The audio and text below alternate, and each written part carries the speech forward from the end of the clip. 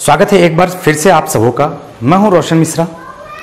हम लोग top 100 questions देख रहे हैं। उसी कड़ी में आज हम लोग देखने वाले हैं 40 नंबर क्वेश्चन से। पिछले वीडियो तक मैंने आपको दिखाया था 39 नंबर तक कैसे हम लोग सॉल्व करते हैं, और आज उसी कड़ी में हम लोग आगे बढ़ते हैं और आज हम लोग कुछ सिंपल इंटरेस्ट के और कंपाउंड इंटरेस्ट के कुछ क्वेश्चंस देखेंगे। ठीक है, उम्मीद करते हैं कि आप सबों को पसंद आ रहा होगा। तो लाइक तो बनता ही है, समझ में आ रहा है ना आप लोगों को, लाइक करना चाहिए, है ना। तो चलिए लाइक कर दीजिए, शेयर कर दीजिए और सब्सक्राइब तो जरूर कर लीजिए। तो चलिए शुरू करते हैं। देखते हैं हम लोग 40वें नंबर का क्वेश्चन। 40वें नंबर का क्वेश्चन आप देखिए, लिखा हुआ है 16.2/3% वार्षिक रेट ऑफ इंटरेस्ट से कितने वर्षों में किसी धनराशि का सिंपल इंटरेस्ट उस धनराशि के बराबर हो जाएगा। कहने का क्या मतलब है कि अगर मूलधन 100 है, तो कितने वर्षों में सिंपल इंटरेस्ट भी 100 ही हो जाएगा, जबकि रेट ऑफ इंटरेस्ट लिखा हुआ है 16.2/3%। 16.2/3%। ठीक है, तो कितने वर्षों में हो जाएगा, यानी हमें क्या निकालना है, टाइम निकालना है। टाइम बराबर क्या होगा। अब आप यहां पर देखिए कि हम लोग लगाने लग जाते हैं मूलधन गुना P into R into T by 100। ठीक है, बराबर क्या हो जाना चाहिए, ये तो मूलधन है, सिंपल इंटरेस्ट यानी 100 हो जाना चाहिए। प्रिंसिपल भी हमने क्या माना है, 100 माना है। तो 100 गुना R गुना T बाई 100 बराबर यहां पे होता है 100। तो 100 से 100 यहां से हमने हटाया। R into T rate of interest हमें पता है, रेट ऑफ इंटरेस्ट क्या हो जा रहा है आपका 16.2/3%, और टाइम हमें निकालना है बराबर 100। तो यहां से हम क्या करेंगे, 16.2/3% से जब हम 100 को डिवाइड करेंगे तो ये डायरेक्ट आपका क्या आ जाएगा, 6 आ जाएगा। यानी आपका जो आंसर हो जाएगा वो क्या हो जाएगा, 6 वर्ष हो जाएगा। लेकिन तरीका क्या करना है, ऐसे नहीं बनाना है। ठीक है, अगर आप ऐसे बनाते हैं तो बहुत बढ़िया है, कोई इसमें दिक्कत नहीं है।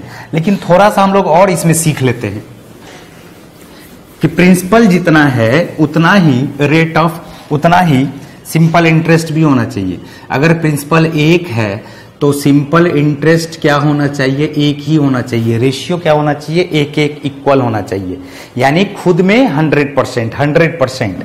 आपको एक बात सिर्फ याद रखना है, परसेंटेज ऑफ सिंपल इंटरेस्ट बराबर होता है rate into time. Rate into क्या होता है, टाइम। तो परसेंटेज ऑफ सिंपल इंटरेस्ट बराबर रेट इंटू टाइम। टाइम आपको निकालना ही है। रेट ऑफ इंटरेस्ट आपको पता है 16.2/3%, और अगर हम लोग इस परसेंटेज को फ्रैक्शन के रूप में लिखते हैं तो क्या आ जाना चाहिए, 1/6। और परसेंटेज ऑफ सिंपल इंटरेस्ट 100%, तो 100 का 100 ही है, तो इसको हम लोग क्या लिखते हैं, 1। तो यहां से सीधा सीधा T बराबर क्या आ गया, 6 वर्ष आंसर। ठीक है, समझ में आ रहा। हमने क्या किया, प्रिंसिपल जो 100% था उसे हमने 1 ही रखा। सिंपल इंटरेस्ट भी 100% होने का मतलब क्या है, 1 ही होगा। परसेंटेज ऑफ सिंपल इंटरेस्ट बराबर होता है रेट इंटू टाइम।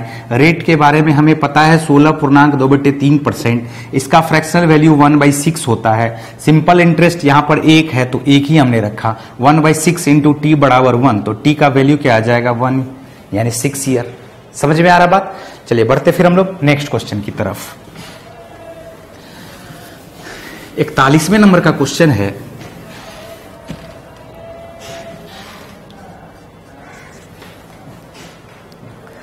कोई राशि सिंपल इंटरेस्ट पर 20 वर्ष में 3 गुनी हो जाती है, तो कितने वर्ष में उसी दर से साधारण ब्याज पर वह 2 गुनी हो जाएगी। सीधा सा बात है, देखिए ध्यान से। कोई भी धनराशि 3 गुनी हो जाती है। अगर 1 है तो यह 3 गुनी हो गई, यानी 3 हो गई। ठीक है, कितने वर्षों में, 20 वर्षों में। तो यहां पर आप क्या देख पा रहे हैं कि सिंपल इंटरेस्ट बढ़ा कितना, 1 से हुआ 3, तो इसका मतलब सिंपल इंटरेस्ट हुआ 2। 1 से 1 रुपया था, 3 रुपया हो गया, तो बढ़ा कितना, एक्स्ट्रा कितना आया, 2 आया। और ये 2 जो आया, ये आया 20 वर्षों में। कितने वर्षों में, 20 वर्षों में। क्वेश्चन हमसे पूछा जा रहा है कि उसी दर से सिंपल इंटरेस्ट पर वह 2 गुनी हो जाएगी, यानी सेम रेट ऑफ इंटरेस्ट है, प्रिंसिपल भी वही है। ये कितना हो जाना चाहिए, 2 हो जाना चाहिए। यानी हमने क्या देखा कि सिंपल इंटरेस्ट यहां पर 1 बढ़ रहा है। तो आपको पता होना चाहिए कि सिंपल इंटरेस्ट कभी भी कांस्टेंट बढ़ता है, सेम रेट ऑफ इंटरेस्ट रहना चाहिए, सेम प्रिंसिपल रहना चाहिए, वो हमेशा क्या होता है, कांस्टेंट बढ़ता रहता है। ठीक है, तो यहां पर आप क्या देख पा रहे हैं कि 2 रुपया जाने में, 2 रुपया आने में 20 वर्ष का समय लगा, तो 1 रुपया आने में कितने वर्षों का समय लगेगा? 10 वर्षों का समय लगेगा। आंसर समझ पा रहे बात? कुछ भी इसमें कोई फार्मूला वगैरह नहीं लगाना है, आपको कॉन्सेप्ट के अनुसार चलना है। बहुत ही आसान क्वेश्चन होता है सिंपल इंटरेस्ट का और कंपाउंड इंटरेस्ट का। ठीक, चलिए बढ़ते फिर हम लोग नेक्स्ट क्वेश्चन की तरफ। 41 के बाद हम लोग देखते हैं 42वें नंबर का क्वेश्चन। 42वें नंबर का क्वेश्चन आप देखिए, लिखा हुआ है शिल्पा ने समान धनराशि 2 अलग अलग बैंकों में जमा की। समान धनराशि जो क्रमशः 10% और 12% के रेट ऑफ इंटरेस्ट से साधारण ब्याज देते हैं। 3 वर्ष बाद उसे कुल 3300 रुपया ब्याज मिला, तो उसने कितनी धनराशि जमा की थी? देखिए कितना आसान है, कोई फॉर्मूला नहीं इस्तेमाल करना है। ठीक है, समान धनराशि उसने जमा की थी, 100 रुपया उसने जमा किया। पहले पे रेट ऑफ इंटरेस्ट लग रहा था, पहले पर रेट ऑफ इंटरेस्ट लग रहा था 10% का और दूसरे पर रेट ऑफ इंटरेस्ट लग रहा था 12% का। टाइम दोनों के लिए इक्वल है, यहां पर भी टाइम है 3 वर्ष और यहां भी टाइम आपका दिया हुआ 3 वर्ष। इसने कुल सिंपल इंटरेस्ट 3300 रुपया पाया, साधारण ब्याज 3300 रुपया मिला, तो उसे कुल कितनी राशि जमा की थी? यहां पर आप देखिए कि 10% के रेट ऑफ इंटरेस्ट से 3 वर्ष में 100 रुपया ही है, तो 100 रुपया पर 10% के रेट ऑफ इंटरेस्ट से 3 वर्ष में 10 10 10 यानी 30%। यहां से इसको टोटल सिंपल इंटरेस्ट आएगा 30 और यहां से 12 तिया 36, तो टोटल आप क्या देख पा रहे हैं 30 + 36 मिलके हो जाएगा 66। यानी हम कह सकते हैं कि 100 पर 30 आया और इस 100 पर भी 36 आया, तो टोटल सिंपल इंटरेस्ट 66 आया, जो है बराबर किसके? 3300 के। तो 66 को जब आप 5 से मल्टीप्लाई करेंगे तो 330 आ जाएगा। यानी हम लोग बोल सकते हैं कि 66 यूनिट रिप्रेजेंट करता है 3300 को। ठीक है, तो 1 यूनिट रिप्रेजेंट करेगा 50 को, और जैसे ही 1 यूनिट रिप्रेजेंट करेगा 50 को, तो क्वेश्चन क्या पूछा जा रहा है हमसे? क्वेश्चन हमसे पूछा जा रहा है कि उसने कुल कितनी राशि जमा की थी? तो उसने 100 + 100 यानी कुल उसने 200 राशि जमा की थी। तो हम लोग 200 बराबर निकाल लेंगे, 1 बराबर 50, तो 200 बराबर क्या आ जाएगा? 200 × 50, यानी आपका जो आंसर होगा वो हो जाएगा 10,000। ठीक है, समझ पा रहे बातों को? चलिए बढ़ते फिर हम लोग नेक्स्ट क्वेश्चन यानी 43।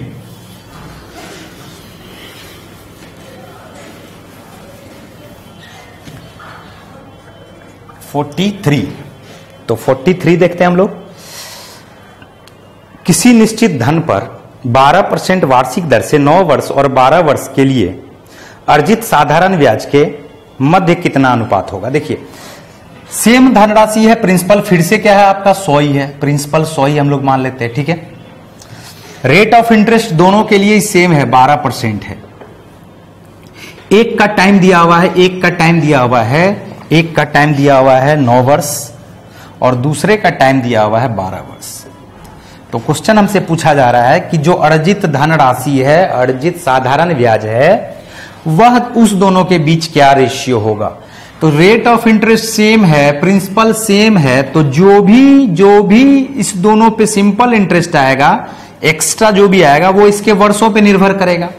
अगर आप इसे वर्ष, यहां पर जो 9 और 12 का रेशियो होगा, यानी रेशियो इसका आंसर हो जाएगा डायरेक्ट 3 और 4। अगर आप इस चीज को नहीं समझते तो एक बार मैं फिर से इसको दोहरा रहा हूं, आप समझिएगा कि 100 रुपया अगर प्रिंसिपल है, रेट ऑफ इंटरेस्ट 12% है 9 वर्ष के लिए, तो सिंपल इंटरेस्ट यहां पर क्या आने वाला है? 9 × 12। इसी तरह से यहां पर सिंपल इंटरेस्ट क्या आने वाला है? 12% के दर से 12 वर्ष के लिए 12 × 12। तो आप यहां पर गौर से देखें तो 1/12 तो कट ही जाएगा सिंपल इंटरेस्ट, तो रेशियो क्या आएगा? 3:4। तो इसमें कुछ भी बनाने का जरूरत नहीं है, उसके टाइम का जो रेशियो होगा वही उसके सिंपल इंटरेस्ट का भी रेशियो होगा। Principal, rate of interest, time, इस तीनों में से कोई भी 2 कांस्टेंट रहे तो तीसरा जो बचता है उसी पे निर्भर करता है सिंपल इंटरेस्ट। आप देखिए principal, rate of interest, time के द्वारा जो यहां पर डिफरेंस है वही सिंपल इंटरेस्ट पे भी डिफरेंस हो जाएगा, उसी रेशियो में डिफरेंस भी बढ़ेगा। समझ पा रहे बात? अगर यहां पर 18 वर्ष रहता तो 9 और 18 का रेशियो 1 और 2 हो जाता, यानी सिंपल इंटरेस्ट का भी रेशियो क्या हो जाता? 1 और 2 का ही हो जाता। चलिए बढ़ते फिर हम लोग 44वें नंबर का क्वेश्चन है। 44वें नंबर का क्वेश्चन आप देखिए, लिखा हुआ एक आदमी किसी बैंक में 10% प्रति वर्ष साधारण ब्याज की दर से 12,000 सावधि निक्षेप में जमा करता है। परंतु किसी कारण से उसे संपूर्ण राशि 3 वर्ष के बाद ही वापस लेनी पड़ती है, जिसके लिए बैंक ने उसे ब्याज की दर कम कर दी। ठीक, यदि उसे उससे 3320 रुपया कम मिले जो उसे 5 वर्ष के अंत में मिले होते, तो बैंक द्वारा दी गई ब्याज का रेट क्या है। यहां पर क्वेश्चन पे आप गौर करेंगे तो 12,000 रुपया उसने जमा किया, और 12,000 रुपया जो उसने जमा किया था तो वो पहले तो रेट ऑफ इंटरेस्ट क्या दे रहा था बैंक उसे 10%, जबकि टाइम उसने क्या बताया था बैंक को कि मैं 5 वर्षों के लिए जमा करूंगा। ठीक, लेकिन हुआ क्या, किसी कारणवश 3 वर्ष के बाद ही वह क्या करता है, अपना सारा पैसा निकाल लेता है। तो बैंक वाला क्या करता है, उसका रेट ऑफ इंटरेस्ट क्या करता है, थोड़ा कम कर देता है। कम कर देता है, कितना करता है वही तो हमें निकालना है। बोला तो जितना यहां से सिंपल इंटरेस्ट इसे मिल रहा है, उससे जो अब नया सिंपल इंटरेस्ट मिल रहा है, इस सिंपल इंटरेस्ट से ये नया सिंपल इंटरेस्ट 3320 रुपया कम है। तो क्वेश्चन हमसे पूछा जा रहा है कि रेट ऑफ इंटरेस्ट ज्ञात करें। ध्यान से देखेंगे, 10% के दर से 5 वर्ष में 50% होगा रेट ऑफ इंटरेस्ट, और R% के दर से 3 वर्ष में 3R% होगा रेट ऑफ इंटरेस्ट। अगर 50% में से 3R% माइनस कर दे तो रुपया के रूप में कितना आ जाएगा, 3320 रुपया। ठीक है, और हमें क्या निकालना है, रेट ऑफ इंटरेस्ट।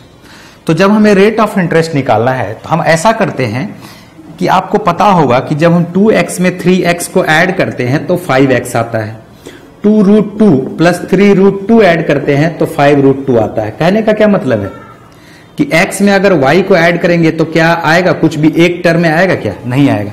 एवरेज में अगर एवरेज ऐड करेंगे तो भी आंसर आपका एवरेज आएगा, लेकिन एवरेज में अगर रुपया ऐड करेंगे तो क्या कुछ आएगा क्या, नहीं आएगा। इसी तरह से 20% में अगर हम 30% ऐड करेंगे तो 50% आएगा, यानी 20% में अगर हम 30 रुपया ऐड करेंगे तो कुछ भी आएगा क्या, नहीं आएगा।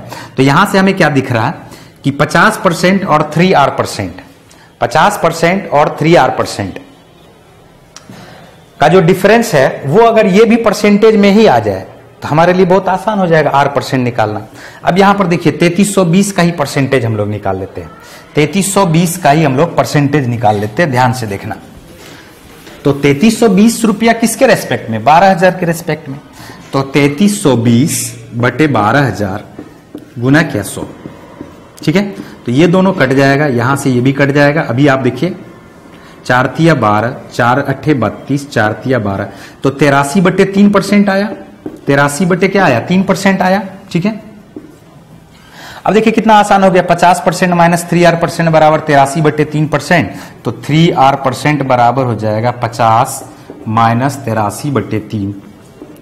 अभी हम लोग माइनस करेंगे तो 150 में से 83 को माइनस कर देंगे तो 67/3% आ जाएगा, जबकि हमें क्या निकालना R%।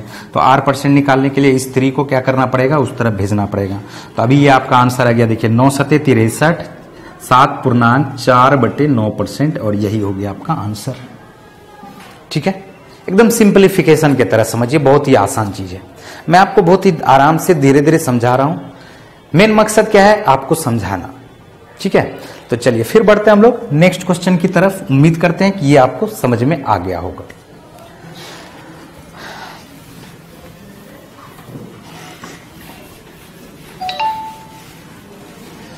पैंतालीसवें नंबर का क्वेश्चन देखिए,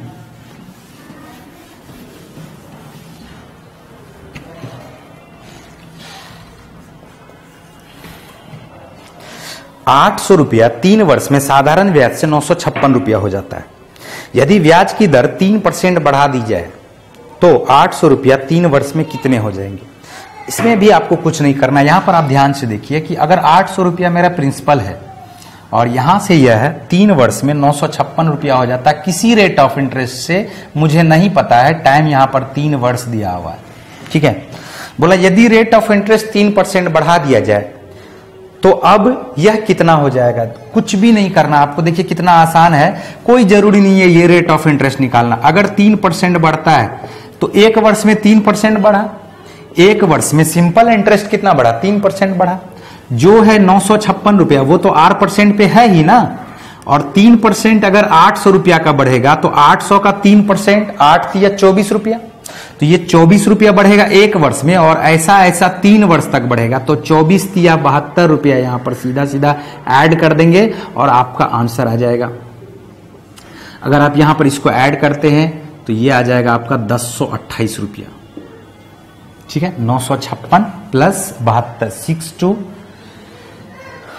ठीक है, तो इसका आंसर आपका क्या हो जाएगा, ऑप्शन नंबर बी। समझ पा रहे हैं? कुछ भी नहीं किया मैंने, कोई यहां पर R% निकालने का कोई जरूरत नहीं है। अगर ऐसा दिया और 800 रुपया का किसी रेट ऑफ इंटरेस्ट से 50 वर्षों में, कितने वर्षों में, 50 वर्षों में किसी रेट ऑफ इंटरेस्ट से 10,560 रुपया हो जाता है। और अगर एक बार रेट ऑफ इंटरेस्ट बोला, रेट ऑफ इंटरेस्ट 1% बढ़ा दिया जाए तो यह फिर अब कितना हो जाएगा। तो आपको कुछ भी नहीं निकालने का जरूरत है। 1% बढ़ेगा एक वर्ष में, तो 1% बढ़ेगा एक वर्ष में, तो एक वर्ष में 800 का 1% कितना होता है, 8 होता है। और 50 वर्ष तक 8 रुपया बढ़ेगा तो एक्स्ट्रा कितना जाएगा, एक्स्ट्रा जाएगा 50 गुना 8, 8 पंचे 40 यानी 400। इस दोनों को ऐड करेंगे तो आंसर आ जाएगा आपका 10,960 रुपया। सीधा सीधा, कुछ भी नहीं करने का जरूरत है। ठीक, चलिए बढ़ते हैं हम लोग फिर नेक्स्ट क्वेश्चन की तरफ।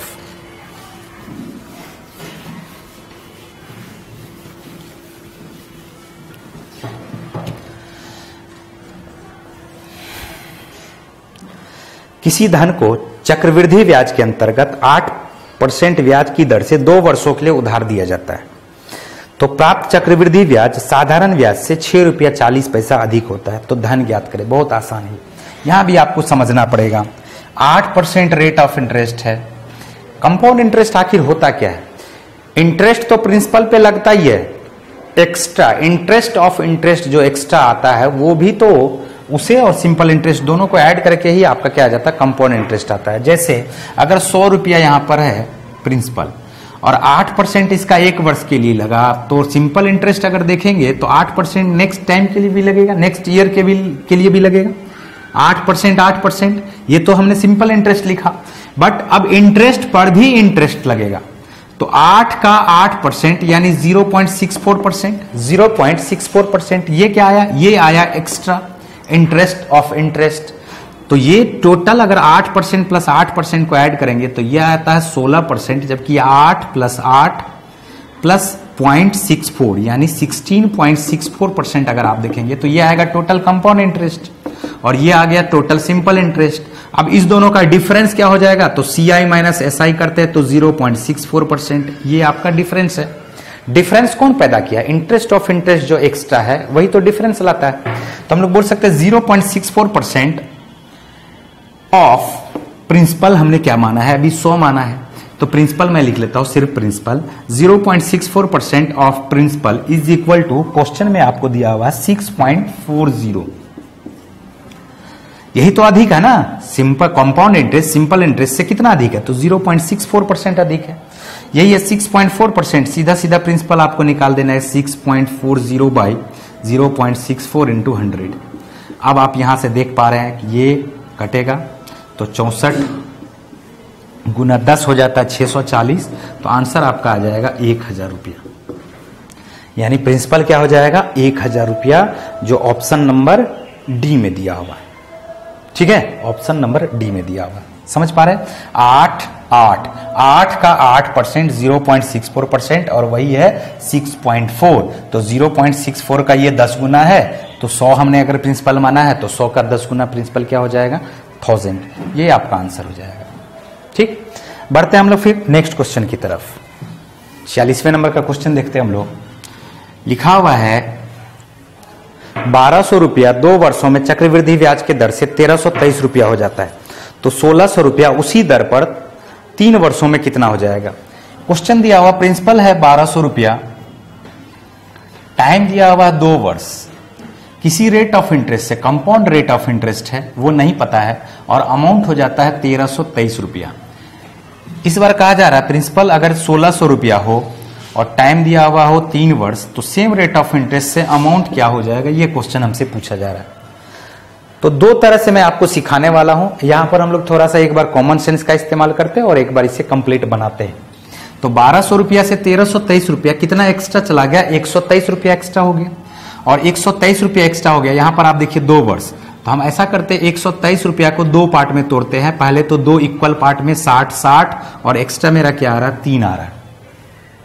ये हमने यहां पर कॉमन सेंस लगाया 60 120 और 3।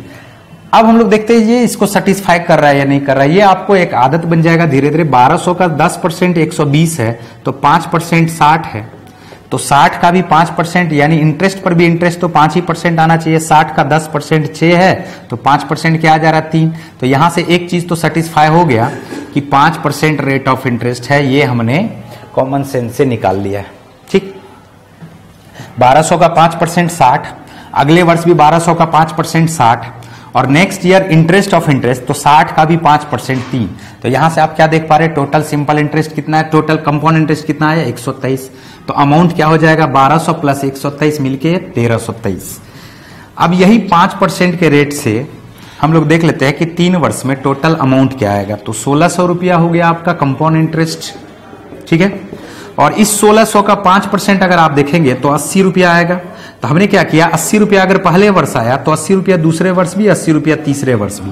अब हम लोग देखते हैं कि 5% रेट ऑफ इंटरेस्ट से इंटरेस्ट ऑफ इंटरेस्ट कितना आता है। तो इस 80 का अगर दूसरे वर्ष देखते हैं जो पहले वर्ष के अंत में आया हुआ सिंपल इंटरेस्ट है, तो इंटरेस्ट ऑफ इंटरेस्ट 80 का 5% देखेंगे तो ये क्या आएगा 4, 80 का 10% 8, तो 5% क्या आ जाएगा 4। और अभी हम लोग इस सारे का देख लेते हैं 5% तीसरे वर्ष। 80 प्लस 80 160 प्लस 4 164। तो 164 का 5%, 164 का 5% 10% होता है 16.40। तो 5% इसी का आधा हो जाएगा यानी 8.20 हो जाएगा। समझ पा रहे हैं? तो अगर हम इस सारे को ऐड करते हैं तो ये टोटल कंपाउंड इंटरेस्ट आया हुआ है और ये है प्रिंसिपल। सारे को ऐड करेंगे तो अमाउंट आएगा 80 प्लस 80 प्लस 80 240, 240 प्लस 4 240 प्लस 4 तो 244 और 244 प्लस 8 252। ठीक है, तो 252 को अगर हम लोग 1600 में ऐड करते हैं तो 1852 रुपया, यहां पर 20 पैसा हमने छोड़ा था 20 पैसा, ये आपका आंसर हुआ। एक तो ये तरीका हुआ। दूसरा तरीका पे आप गौर करेंगे, दूसरा तरीका पे आप गौर कीजिए। ये एकदम बेसिक है, बेसिक से आप समझिए कंपाउंड इंटरेस्ट को, कहीं भी फार्मूला वगैरह पढ़ने का जरूरत नहीं है। बोला 1200 रुपया 1323 रुपया हो गया, 1200 रुपया 1323 रुपया हो गया। कितने वर्षों में? 2 वर्षों में। तो रिलेशन क्या होता है, कंपाउंड इंटरेस्ट जो होता है वो असल में कंपाउंड रेशियो होता है। तो ratio of ratio is called compound ratio और interest of interest is called compound interest. तो यहां पर लगातार वर्षों के बीच का जो रिलेशन होगा वो क्या होगा, कंपाउंडेड बढ़ता है, सक्सेसिव बढ़ता है इसे।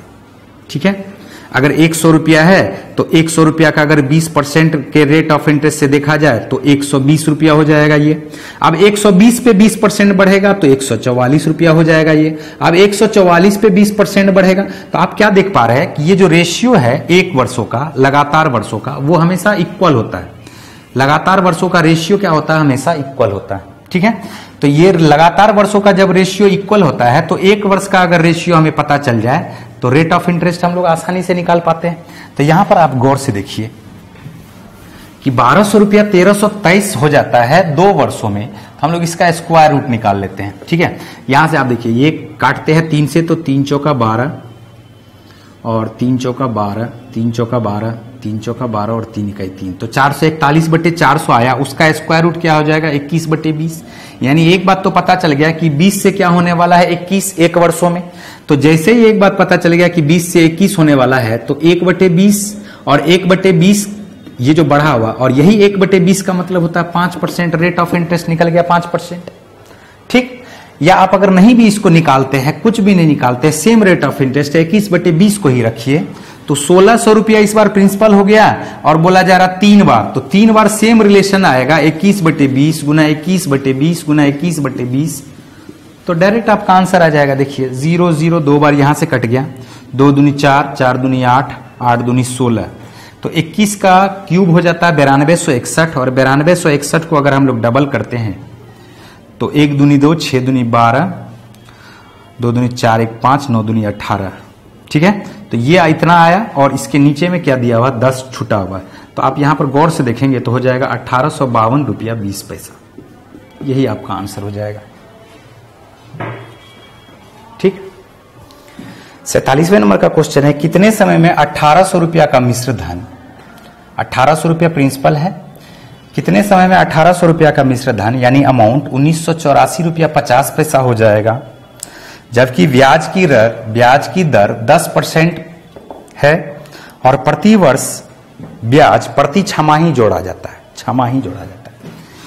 तो जब छमाही हम लोग देखेंगे तो पर हाफ ईयर हमें देखना पड़ेगा 10% अगर रेट ऑफ इंटरेस्ट है एक वर्ष के लिए, तो आधे वर्ष के लिए ये इसका आधा हो जाएगा, यानी हम लोग बोल सकते हैं कि पर हाफ ईयर के लिए 5% हो जाएगा, पर क्वार्टर ईयर के लिए ये 2.5% हो जाएगा। तो पर हाफ ईयर के लिए हम लोग बोल सकते हैं 5% पर हाफ ईयर, ये हो जाएगा प्रति छमाही है ये, ठीक है। तो कितने वर्षों में 1800 का ये 1984 रुपया 50 पैसा हो जाएगा। तो हम लोग ऐसा करते हैं, पता कर लेते हैं कि ये जो 5% है हाफ ईयर के लिए हो रहा है, तो टोटल एक्स्ट्रा कितना बढ़ रहा है, जो भी एक्स्ट्रा बढ़ेगा वो कितने हाफ ईयर में, तो जितना हाफ ईयर आएगा उसको हम लोग क्या करेंगे 2 से डिवाइड कर देंगे। क्यों, 2 हाफ ईयर का मतलब 1 वर्ष होता है, तो 18 हाफ ईयर का 20 हाफ ईयर का मतलब 10 वर्ष हो जाएगा। समझ पा रहे हैं? तो इसलिए पहले हम लोग क्या निकालते हैं, नंबर ऑफ हाफ ईयर निकालते हैं। तो यहां से आप देखिए कि 1800 रुपया 1984 रुपया 50 पैसा हो जाता है। हम लोग वही तरीका अपनाएंगे जो पिछले क्वेश्चन में हम लोगों ने देखा था।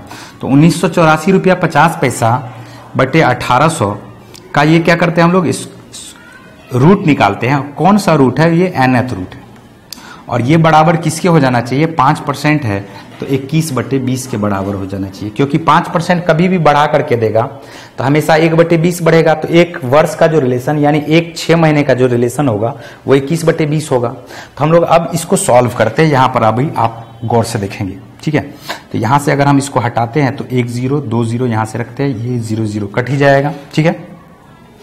और 20 में लाना है इसको, तो 20 में कभी भी अगर आएगा तो यहाँ पर कुछ ना कुछ ऐसा रखे आप जिससे कि 21/20 के रेशियो में ये आ जाए, टूट जाए। अगर आप इसको काटना शुरू करेंगे तो ये देखिए 9 से तो कट ही रहा है ना, यहाँ पे आप देखिए तो 9 से कट रहा है क्या, 5 4 9 8 1 9, 9 से ये भी कट रहा है, तो 9 दूनी 18 0 0 0 2000 हुआ, ठीक है। इसको भी हम लोग काटते हैं, तो 9 दूनी 18 9 दूनी 18 0 9 5 45, तो 2205 बटे क्या आया, 2000 आया, ठीक है। अभी हम लोग इसको एक बार और काटते हैं। ज्यादातर उम्मीद करते हैं कि हम लोग यहाँ पर ये 400 आएगा, 400 आएगा क्योंकि 20 का स्क्वायर 400 होगा और 20 का क्यूब आता तो ये तो 8000 आ जाता, और 8000 से ये कट चुका है। तो हम लोग कोशिश करेंगे, थोड़ा सा कॉमन सेंस का इस्तेमाल करेंगे कि यहाँ पर 400 है, तो यहाँ पर 400 तभी आ पाएगा जब हम लोग यहाँ पर देखिए, एक बार चलिए हम फिर से एक बार 5 से काटते हैं, तो 5 चौका 20 यानी 5 से ऊपर नीचे काटेंगे, 5 चौका 20, और इसे भी काटिए 5 चौका 20 5 चौका 20 5 इकाई 5, तो 441/400। अगर हम लोग इसका स्क्वायर रूट निकालेंगे तो 21/20 आएगा, यानी n का जो वैल्यू होगा वो क्या होगा, 2 होगा, यानी स्क्वायर रूट निकालेंगे तभी भी 21/20 होगा। n का वैल्यू 2 आया, और n का वैल्यू 2 आने का मतलब है 2 6 माह आ गया, 2 हाफ ईयर आया, और 2 हाफ ईयर आने का क्या मतलब है कि अगर टाइम देखा जाए तो ये टाइम हो जाएगा आपका 1 वर्ष, और इसका आंसर जो हो जाएगा वो क्या हो जाएगा, 1 वर्ष। अगर यहां पर n बराबर आ जाता 6, अगर आपका n बराबर 6 आ जाता तो टाइम आ जाता 3 वर्ष, n बराबर 20 आ जाता तो टाइम आ जाता आपका 10 वर्ष, ठीक है, आधा कर देते। चलिए बढ़ते फिर हम लोग नेक्स्ट क्वेश्चन की तरफ।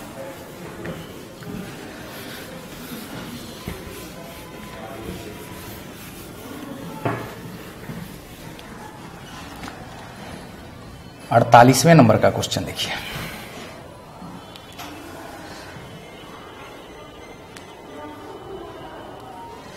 $8000 पर 20% वार्षिक दर से 1 वर्ष के 6 माही तथा तिमाही दे चक्रवृद्धि ब्याज का अंतर कितना होगा। तो प्रिंसिपल आपका दिया हुआ 8000 और रेट ऑफ इंटरेस्ट दिया हुआ है 20%। एक बार देना है हाफ ईयर के लिए, ठीक है, और एक बार देना है आपको तिमाही के लिए यानी क्वार्टर ईयर के लिए। तो इस दोनों के बीच जो कंपाउंड इंटरेस्ट होगा उसका डिफरेंस हमसे पूछा जा रहा है। तो 20% जैसे ही रेट ऑफ इंटरेस्ट है तो हाफ ईयर के लिए इसका रेट ऑफ इंटरेस्ट 10% हो जाएगा, जबकि आफ्टर क्वार्टर ईयर के लिए रेट ऑफ इंटरेस्ट अगर 20% है तो क्वार्टर ईयर का मतलब है प्रत्येक 3 महीने में, और एक 12 महीने में 3 महीने की संख्या कितनी होती है, 4। तो हम लोग क्या करेंगे, यहां पर 4 से डिवाइड करेंगे तो इसका रेट ऑफ इंटरेस्ट 5% हो जाएगा। अरे आधे वर्ष के लिए 10%, तो 1/4 वर्ष के लिए 5%। समझ में आ रहा है? 1/20 ईयर के लिए 1%, 20 से डिवाइड कर देंगे। 3 महीने का मतलब है 3 महीने कितने बार आता है? 4 बार आता है एक वर्ष में। तो एक वर्ष में 20%, तो 1/4 वर्ष में कितना? 5%। इसी तरह से इसका रेट ऑफ इंटरेस्ट 10%। क्वेश्चन हमसे क्या पूछा जा रहा है? एक वर्ष में। क्वेश्चन हमसे पूछा जा रहा है एक वर्ष में छमाही और तिमाही। तो एक वर्ष का छमाही और तिमाही आप देखिए, तो एक वर्ष में हाफ ईयर 2 बार आता है, 10% 10%, और 10% 8000 का 10% 800, यहां भी 800, और 800 का 10%, 800 का 10% 80। तो ये आ गया टोटल कंपाउंड इंटरेस्ट। 8000 का 5% अगर आप देखेंगे तो 400 आएगा, 400। इसी तरह से यहां भी 400 आएगा, यहां भी 400 आएगा, यहां भी 400 आएगा। ठीक, 400 का 5% तो 20 आएगा।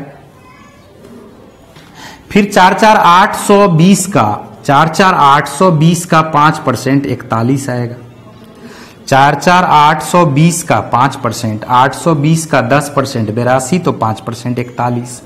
और अभी हम लोग जाते हैं चौथे में, तो 1261, तो 1261 का जब 5% देखेंगे तो 10% 126 रुपया 10 पैसा हुआ, तो आधा क्या हो जाएगा? 5% क्या हो जाएगा? 63 रुपया 5 पैसा, इतना आ जाएगा। तो हम लोगों ने क्या देखा कि इंटरेस्ट ऑफ इंटरेस्ट भी निकाला। अब इस दोनों का हमसे क्वेश्चन पूछा जा रहा है कि इस दोनों का डिफरेंस क्या होगा। तो आप देखिए ऊपर वाला तो श्योर कट जाएगा, यानी सिंपल इंटरेस्ट तो श्योर कट जाएगा। 800 800 1600 1600 कट गया। अब एक्स्ट्रा में क्या सब आया? तो 60 यहां से ले और 20 यहां से ले, तो 60 प्लस 20 80 आपका कट गया। एक्स्ट्रा में क्या सब बचता है? 41 रुपया प्लस 3 रुपया, यानी हम लोग बोल सकते हैं 44 रुपया 5 पैसा। यही क्या आएगा? इस दोनों के बीच का डिफरेंस आएगा। यानी ऑप्शन नंबर आपका हो जाएगा बी। क्या समझ पा रहे हैं इस दोनों का अंतर? 44 रुपया और 5 पैसा। अगर आपको ये चीज थोड़ा बहुत भी समझ में आ रहा है तो नेक्स्ट टाइम मैं पूरा का पूरा एक कंपाउंड इंटरेस्ट पर वीडियो बनाने जा रहा हूं, compound interest and simple interest पे। तो वो आपको बहुत अच्छे तरीके से उसमें डील किया गया होगा, और पूरा का पूरा कहीं भी आपको फार्मूला वगैरह पढ़ने की जरूरत नहीं है, सिर्फ कॉन्सेप्ट पे सारा क्वेश्चन बन जाएगा बहुत आसानी से। चलिए, तो आज बस इतना ही, फिर हम लोग कल मिलते हैं नए कुछ क्वेश्चंस के साथ। तब तक के लिए बाय बाय।